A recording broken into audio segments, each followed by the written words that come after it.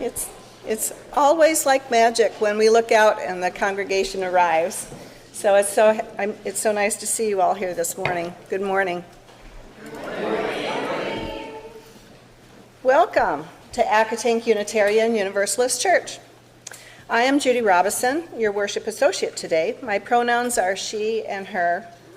As we begin our service, if you're in person, a reminder to silence your phone. And whether you're joining us in person or online, I invite you to center yourself for worship by taking a deep breath together.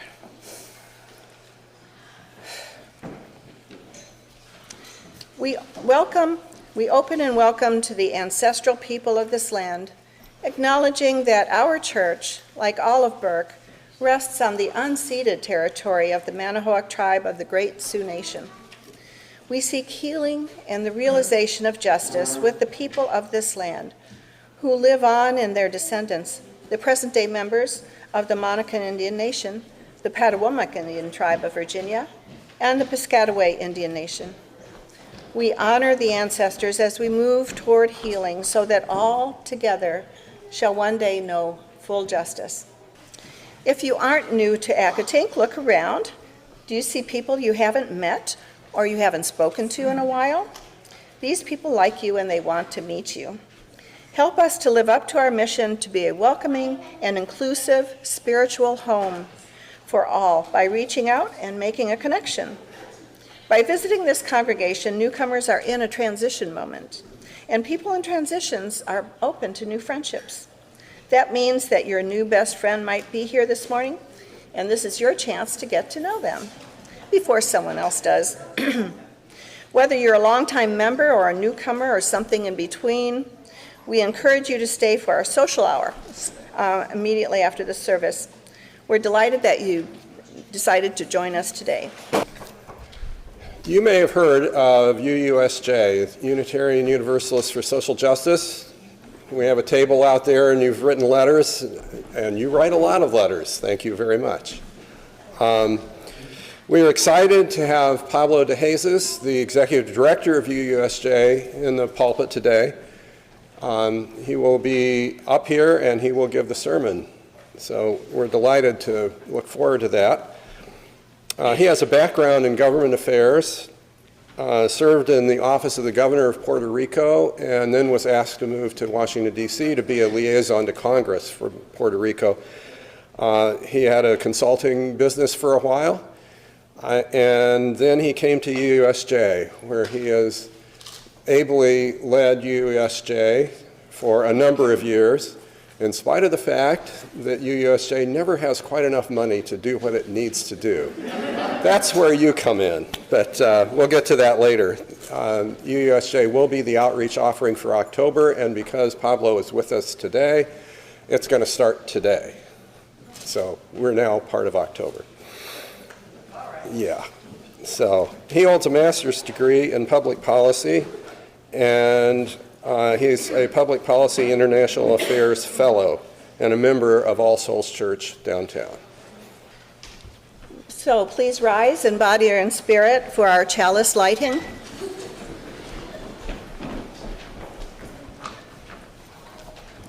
As we light our chalice, please rise and join in reciting these words describing how we put love at the center of Unitarian Universalism.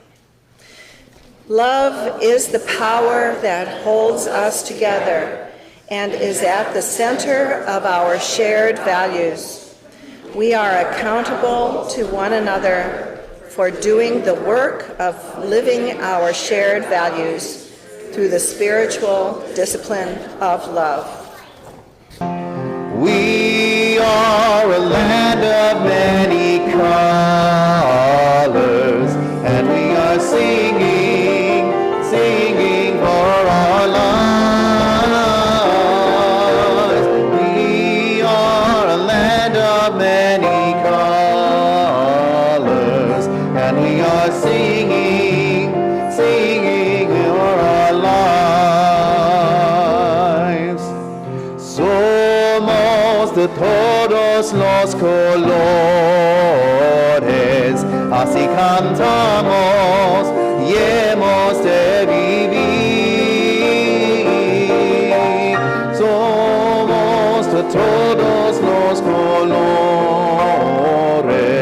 así cantamos y hemos de vivir.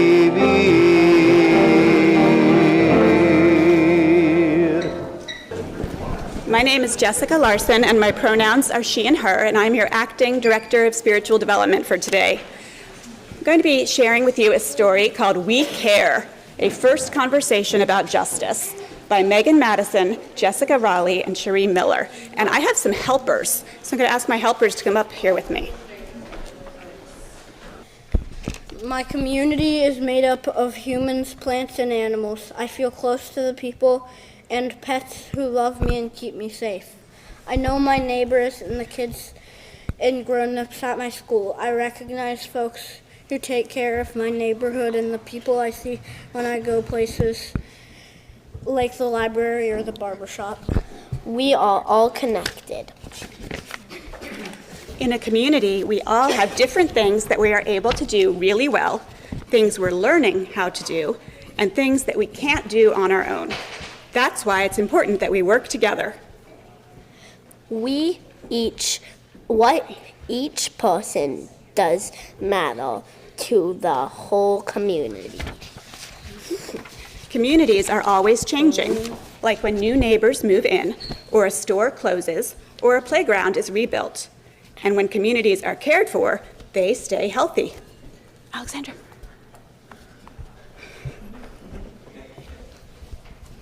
We can care for our community by listening to what everybody needs and wants, and we help one another. Another way we keep our communities healthy is by making sure everyone feels safe to be themselves and safe in their bodies. Every kid needs people who help to keep you safe. You need a group of people who love and care for you forever, no matter what.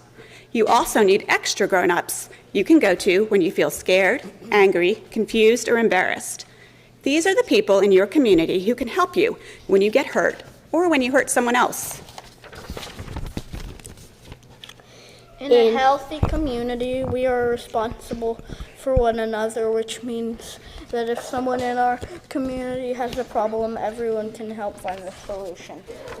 Maybe you've noticed that you don't always get what you want. That can feel frustrating. Maybe you've noticed that not everybody has what they need. That's not fair and can make us feel sad or mad. Sometimes our feelings are so big that we want to hurt each other.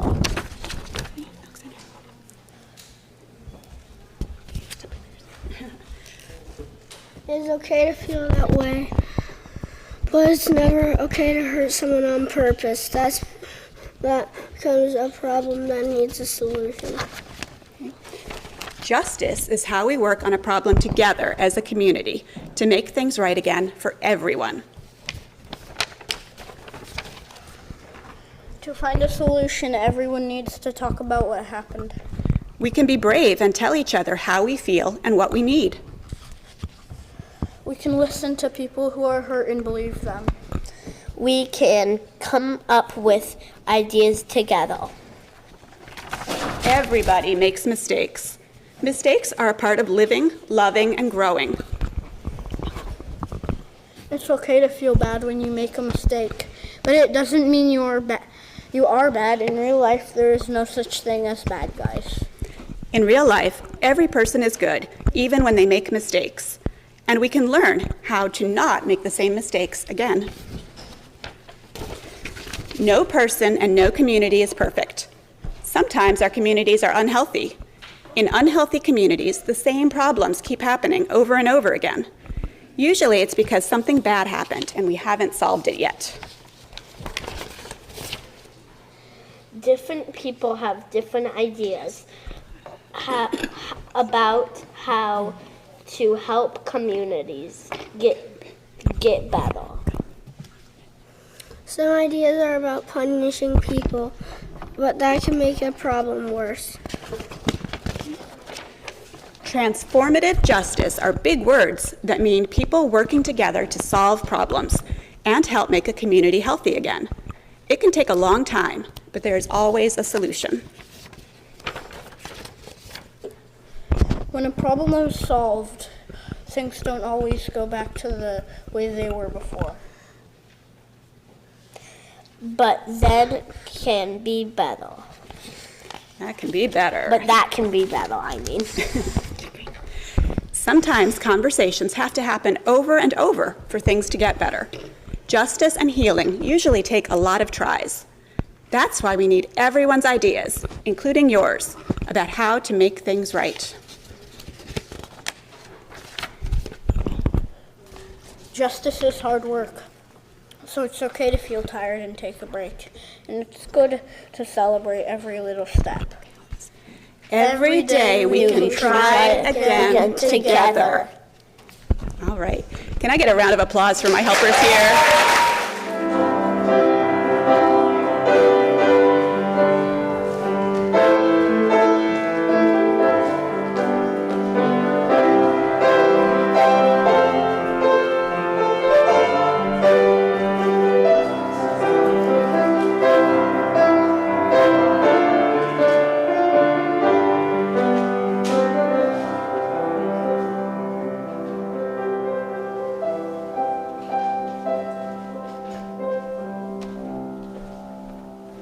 Good morning, Accotink. Good morning. Beloveds of Accotink, peace to you in the name of love, both practical and sacred. I want to share before I get started that I'm really pleased to see you guys singing in Spanish. My wife and I chose our UU church because they sung in Spanish. It was a signal that it was a welcoming, inclusive, curious, bold, brave community. So I encourage you to take that project seriously. Recently I was in a conversation and someone was sort of throwing shade about Virginians.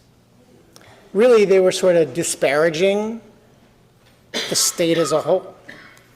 And immediately I said really clearly, that's not true.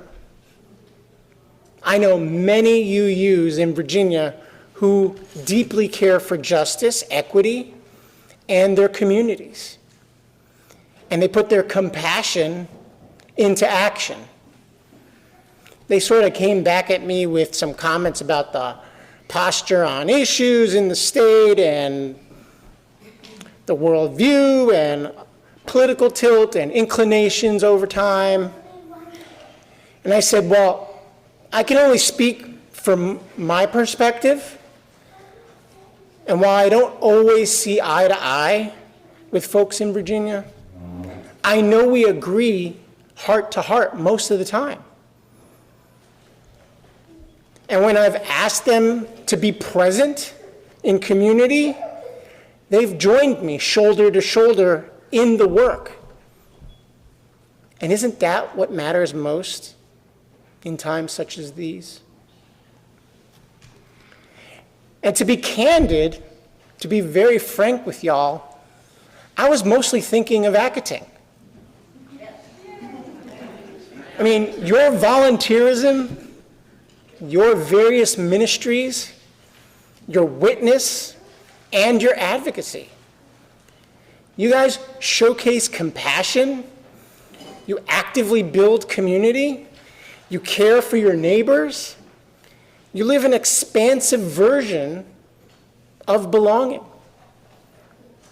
You guys do it all. So I'd like to start by acknowledging that Accotink is a deeply appreciated partner and a founding church of UUSJ, Unitarian Universalist for Social Justice.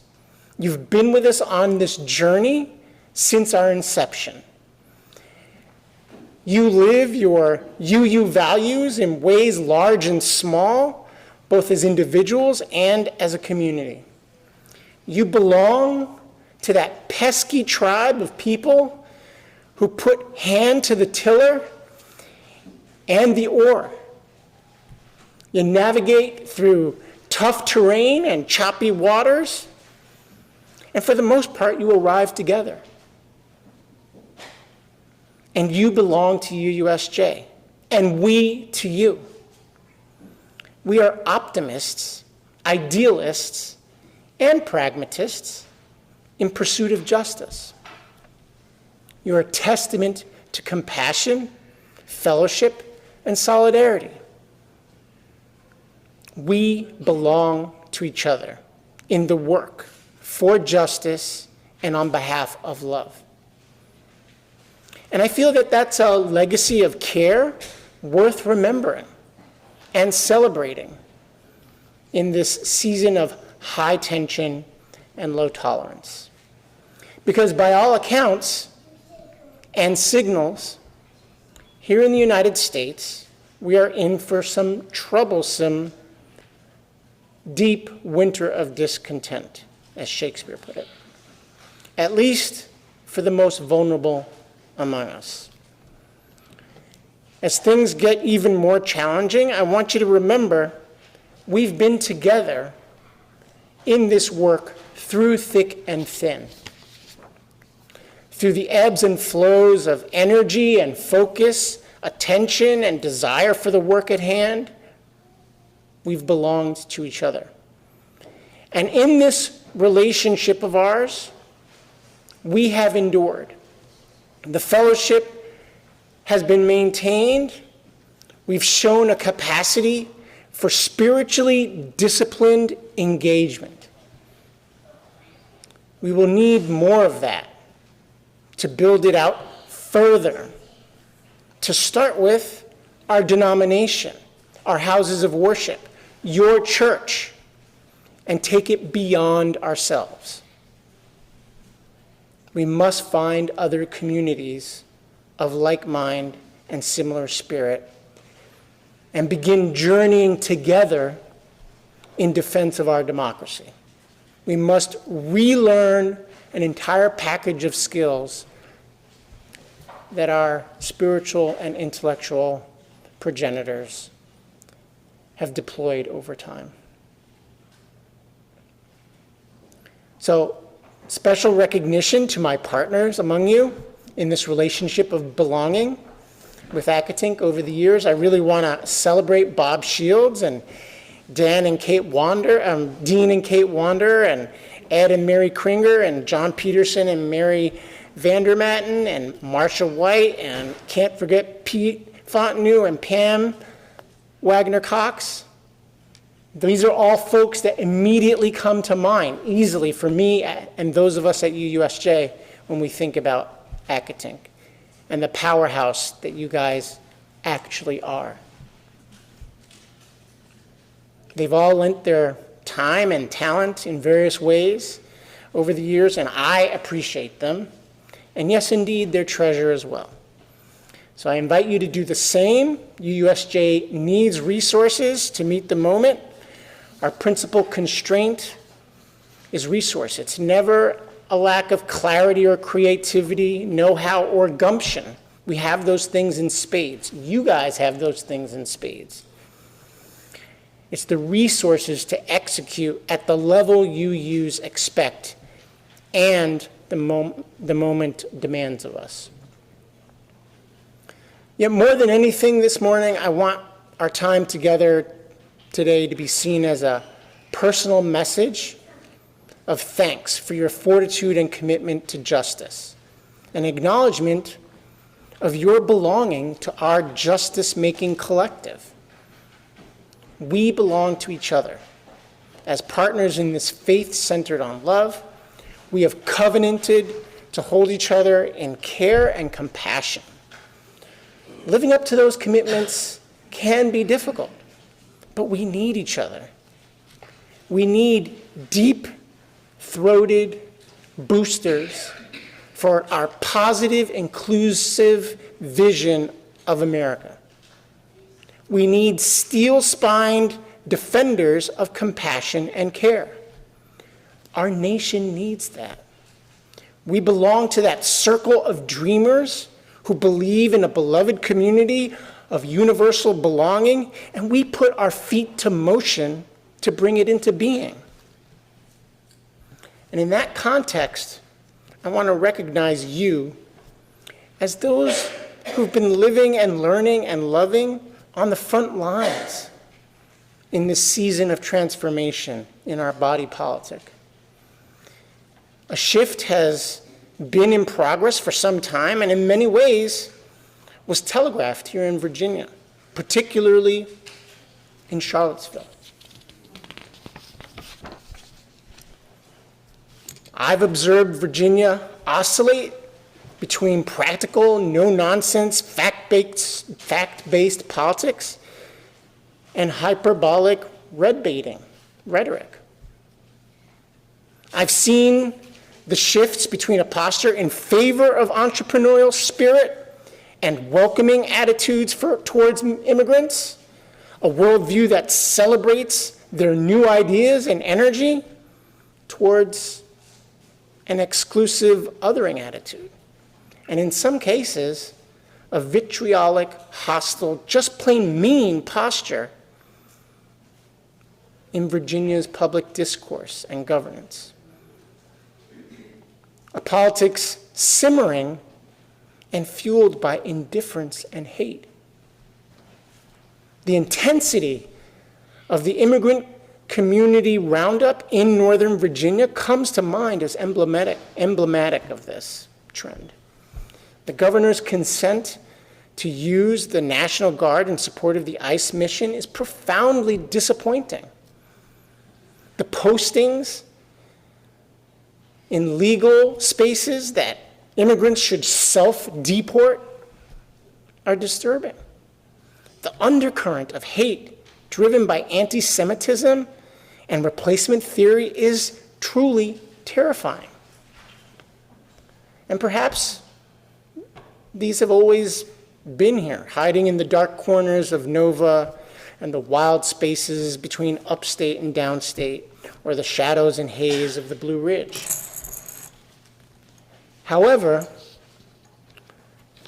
the narrative contest being fought here in Virginia forecasts, as much as it reflects, the cold season in our nation's capital.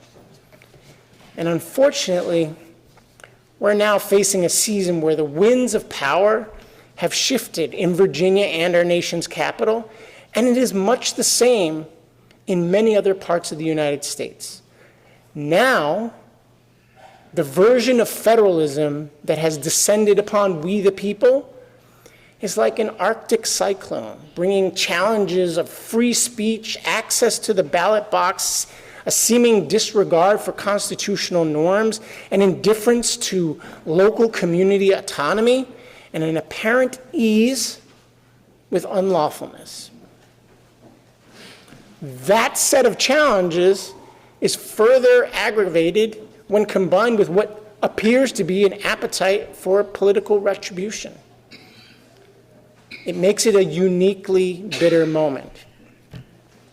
Indeed, a winter of discontent is upon the horizon, if not already here. This is no longer only about political or policy differences. This is now about what it means to be American, to belong to this great, optimistic, humanist experiment in democracy. Or maybe it always has been. That may be the trial at the core of our American identity. Bottom line, at least from my perspective, from my perch, it seems like everybody is at risk. Everyone who belongs to our tribe of optimists seems to be targeted. Climate justice activists and the nonprofit organizations they serve, racial justice advocates, and the community-based organizations that drive the work, agitators for LGBTQ equality and rights, and the networks they are part of, defenders of dignity for trans people, and the caring systems they have developed and utilized, advocates for the poor and the institutions that serve the humble, DACA recipients, and even the dreamers, as well as refugees and asylum seekers, and the communities that embrace them. even the children, especially the kids, and the families that rear them, and the lawyers, the judges, the doctors, the clergy, the social workers, the civil servants, the scientists, all the professions that they pertain to. This moment is leaving us all feeling under constant assault, personally, or by extension through kith and kin, or from what we see in the media. We're feeling at the mercy of that bone-chilling wind. In Northern Virginia, one of the epicenters in this region of intense ice activity, you're more familiar with this than most in the region. This winter of discontent has brought an increase in military and police presence on your streets, in your communities, and the disappearance of neighbors and friends, most of whom are undocumented. Others here are here legally, and some among them may appear to be citizens getting caught up, according to certain reports. Now, with the Supreme Court permitting what amounts to racial profiling, it's likely to get worse. We're upon the precipice of racial authoritarianism akin to Jim Crow. Some say we're moving in the direction of a de facto dictatorship or an apartheid state. And if you're wondering about this, ask some of the folks in your networks that are foreign-born, especially ask the obviously foreign-born ones. Papiers, please, madame, sir. By all accounts, they're not being that polite on the streets when they're pulling people out of the cars. Many people feel compelled to carry their papers at all times, and they're unsure if those documents, legal as they may be, will actually protect them. And they're not alone. We belong together. They're part of our community. And some of us are part of that experience. For example, I worry that my real ID driver's license is insufficient, and I should get a passport. Because if I happen to be standing next to an immigrant, or somebody who looks like an immigrant, or somebody who looks homeless, or somebody who looks like a threatening youth, I might have to start explaining myself.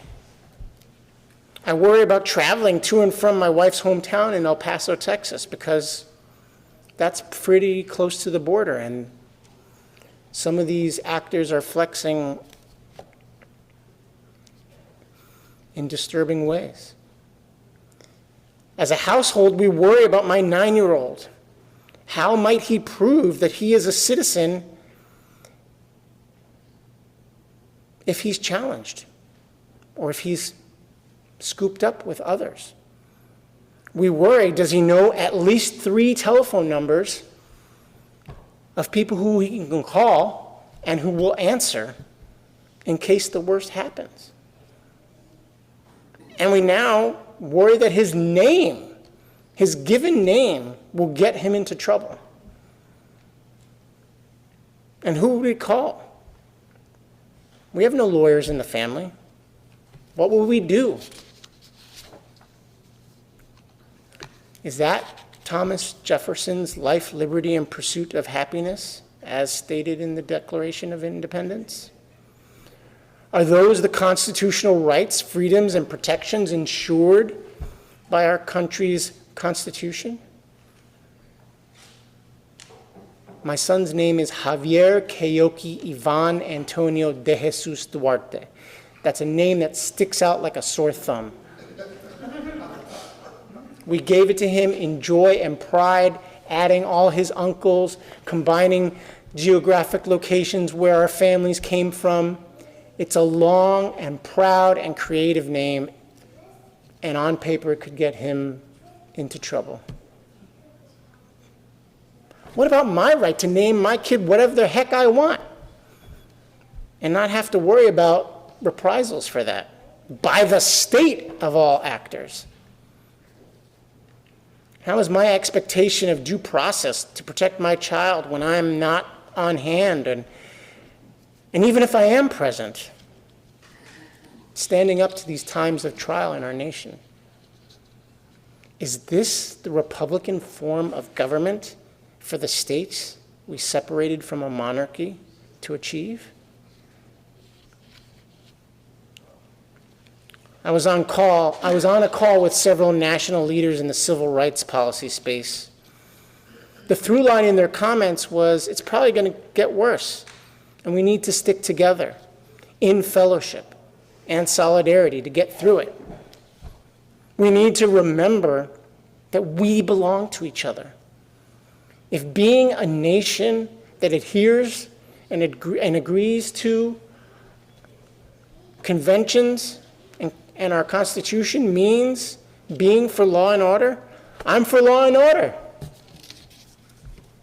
If being for law and order means or is a thinly veiled accusation that I or my wife or my child don't belong, I will defy that and resist that. Friends of Accotink, we need to remind ourselves that we are compatriots for a progressive, pluralistic, and inclusive America. That is the America to which we belong. Most recently, locally in D.C., where I reside, as you know, we've seen the intimidation of our youth populations and unhoused living among us.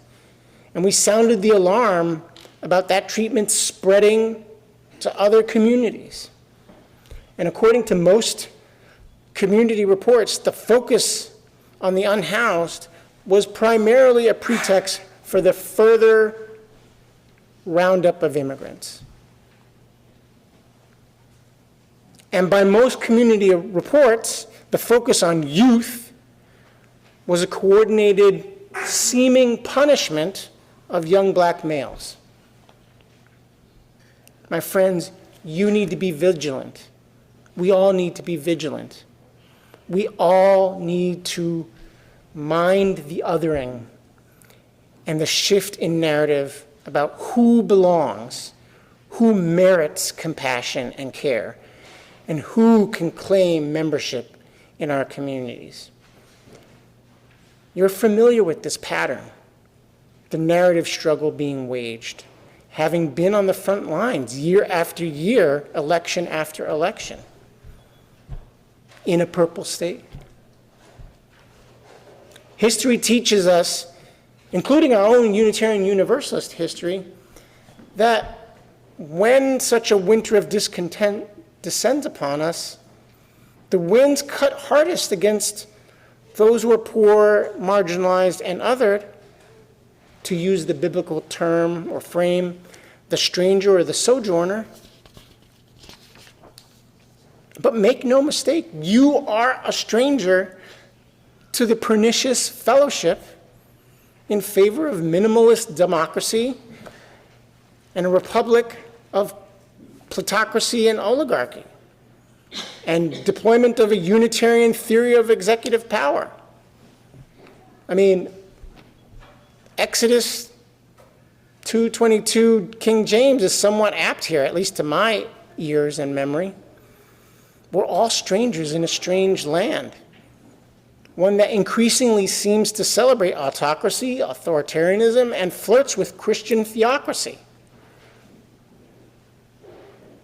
We're all cognitive foreigners in that realm. Have you seen the viral videos of people saying, yes, I'm a fascist? Or some version of, I want to use the democratic process to achieve a religious state? That may not be the majority of folks out there, but it's out there. And frankly, if you joined us earlier in the week, you'd know that it's been with us in the United States since our beginning. We all yearn, or at least most of the folks that I speak to return to a promised land of freedom and liberty, even if it was imperfect. And our faith fundamentally rejects othering. Our faith embraces democratic process and justice. We boldly explore the unknown and face the different. We gladly lean into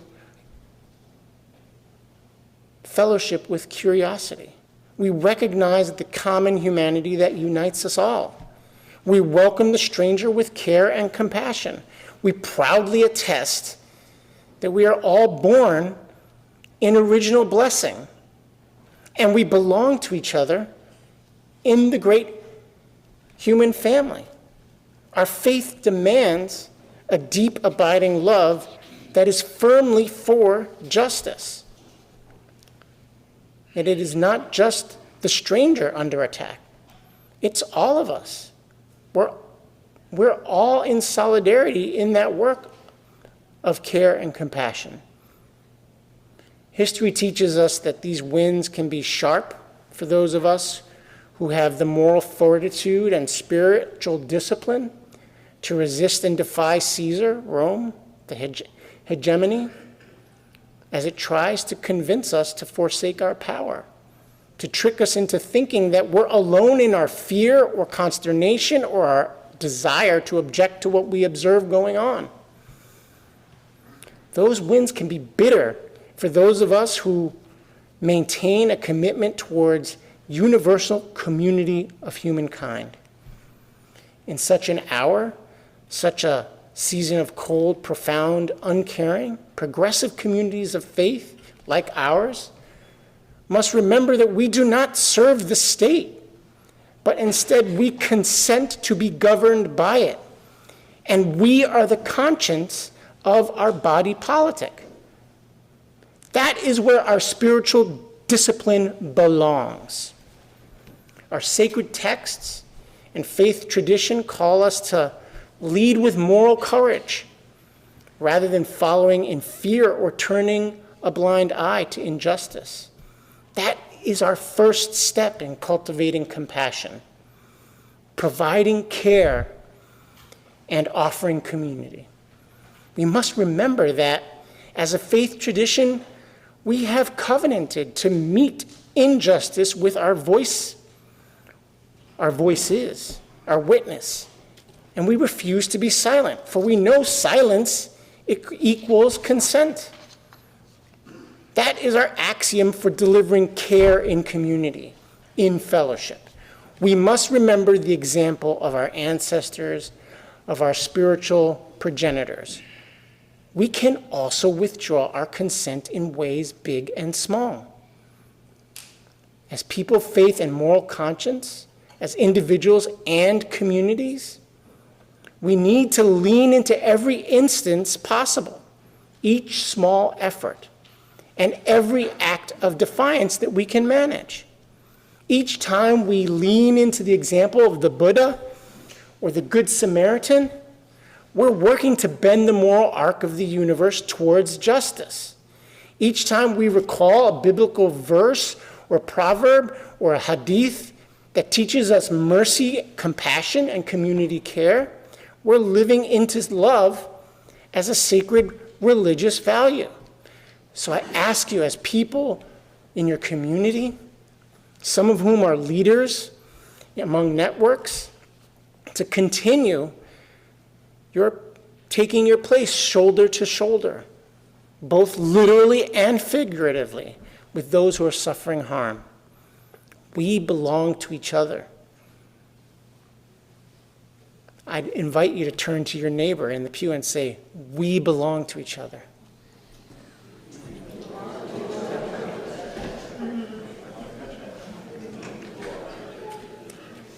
I'd invite you to turn the other way and say, I see you.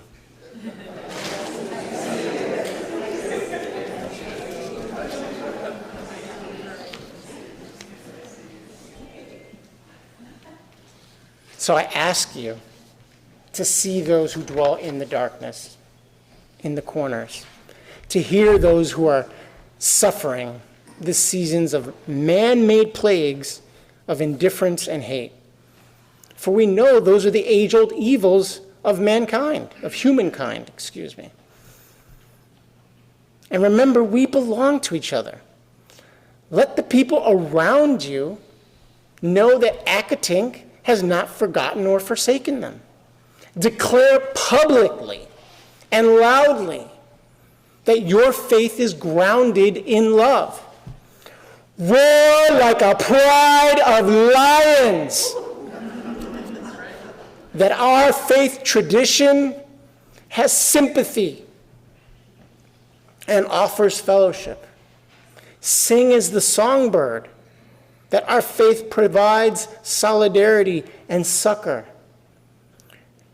Trumpet like elephants and declare that we're unafraid to confront root harms. And yes, buzz in joy like the bees, that our living tradition is grounded in justice and will name evils. And because we are in a season marked by high tension and low forbearance, I urge you to act together in community. Work mightily to establish a unanimity of purpose within your walls, within your halls. Take that purpose beyond Accotink and strive to journey with others of like mind and similar spirit. Widen your circle of concern for our democracy, for your community. Act across denominational lines and across boundaries of race, ethnicity, creed, and tradition. Carefully and tenderly explore common moral concerns across political lines with your neighbors. Polling indicates that most Americans are sort of dissatisfied with what they see going on. We need to invite folks into a relationship on this matter of our backsliding democracy. Actively announce that Accotink will join with synagogues and mosques and temples, community-based organizations, service-providing ministries, and all the people of goodwill and conscience in common concern for our neighbors and our republic. Talk to Voice. I see Voice name tags. Talk to Vocalau. Connect with the Congregational Action Network. Collaborate with VUSAN. And yes, attend and support UUSJ. Go and bring some verve and zeal for this work into those spaces. Remind everyone that this bitter wind can drown out any single voice. But together, we can be a mighty chorus. Unbound by fear, we are beyond silencing. What does that mean specifically or generally? In the tradition of our abolitionist progenitors, our progressive-minded forebears, our movement elders, our civil rights heroes, we must practice non-cooperation and nonviolent action in all of its forms. This way of acting should not begin with a cathartic impulse to lash out or bash. That's not what it's about. But instead with faithful affirmation, spiritual discipline within the self and the congregation, and then out into the community. When we engage in interfaith prayer vigils and public witness and prophetic preaching and advocacy, we're confronting immoral policies that cause harm. When we show care and compassion, we're challenging the immoral politics that debilitate. When we engage in service and ministry planning, we're coordinating for the mutual aid and preparing for community resilience. That is holy and sacred, faithful, loving work. And we must do it. We must act in these ways. We must be both strategic and practical. We must find the spiritual steel to meet the moment, the fortitude to persevere in the face of these howling, bitter winds.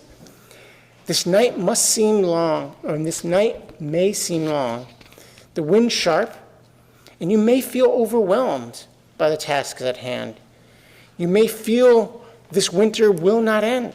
However, faith-grounded discipline requires we cultivate our hope. So we remember the morning always comes. The winds eventually shift, and the people's progress is always the spring thaw after any winter.